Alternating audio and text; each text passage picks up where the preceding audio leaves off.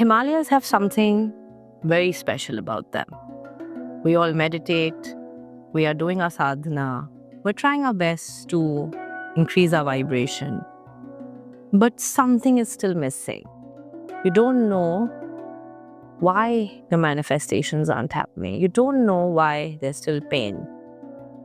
You don't know why life is not changing in spite of all your efforts. Sometimes we need a little extra, whether it comes in the form of company, like-minded individuals, the energy of the group, the energy of the place. There's a reason why saints traveled upwards. All seekers, sadhus, all traveled upwards in the upper Himalayan region. Why? Why is Goa, although the whole earth belongs to the divine, but why is there no traveling towards a place like Goa or a valley? Why they were traveling upwards in the Himalayas? Why towards Gangotri, Gaumukh? Because it's mentioned in all our text. There's a deep connection with that aspect of consciousness, stillness. And something naturally happens when you are in these areas. A, because they're hardly modernized.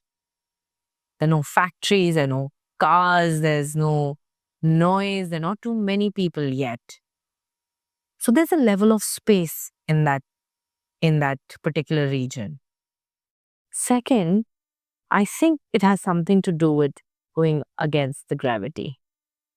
As we go upward, literally, our consciousness also starts going upward.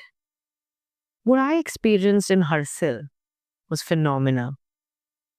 For the first time, even without doing sadhana, the mind completely stopped.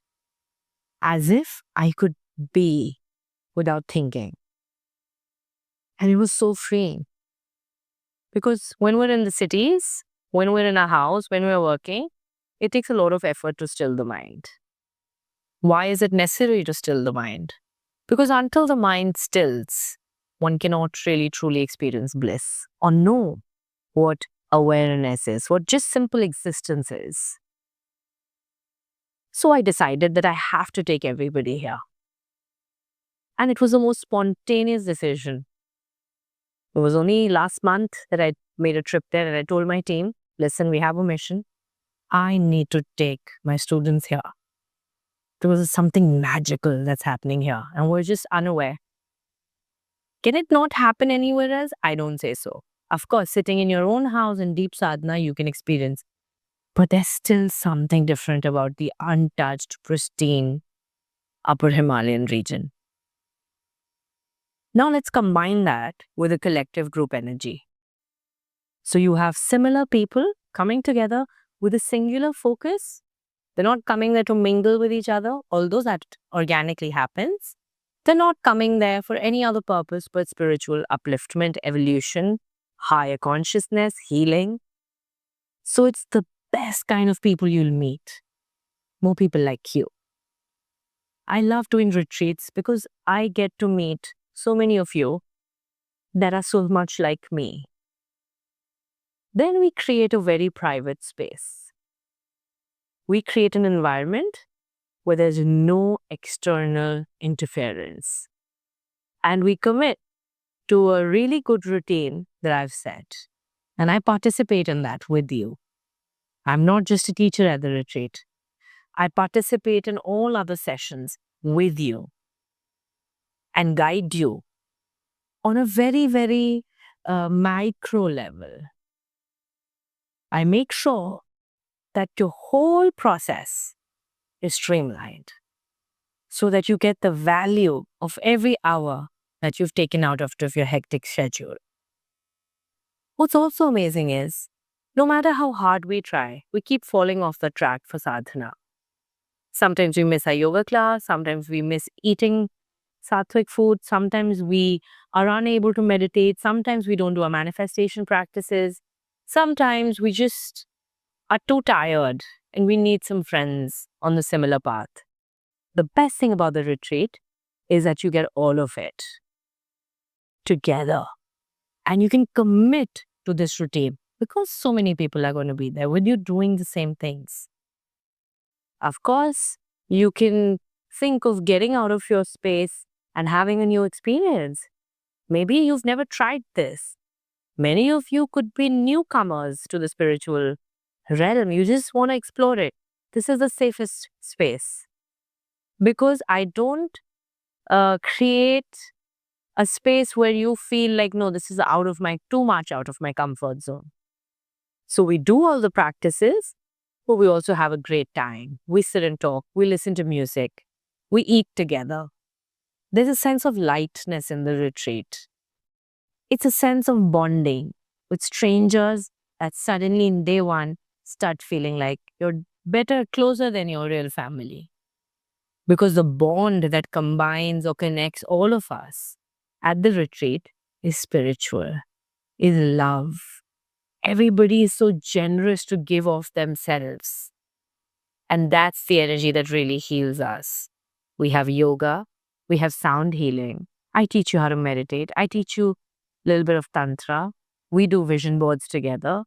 We eat sattvic food. We sit around a bonfire. We have, a mridang player, somebody on the harmonium. We have really beautiful chanting sessions. It is a holistic 5-day commitment to really transcending your current limitations. It'll fast forward your manifestation journey. It'll fast track your sadhana. Just 5 days. You need it. We all need it. Because we're not able to gift ourselves this kind of alone time and quality time with people who are on a similar path. This retreat is priced at 1,25,000 per participant. It's inclusive of everything. Because I'm committed to an eco-friendly ecosystem, everything is herbal. We don't eat in plates, we eat in pattas, we eat with our hands. We do things that you're probably not getting to do in your real life. We use herbal toiletries, everything I'll provide for. All I want is that you show up. The food is amazing because I personally love to eat good food, so I cannot eat boring, healthy food. It's sattvic, but it's super amazing. I figured out the menu. You get a little goodie bag from me, which has a really lovely book that I would recommend you from a very good author that I've read and that has helped me. Everybody gets different things.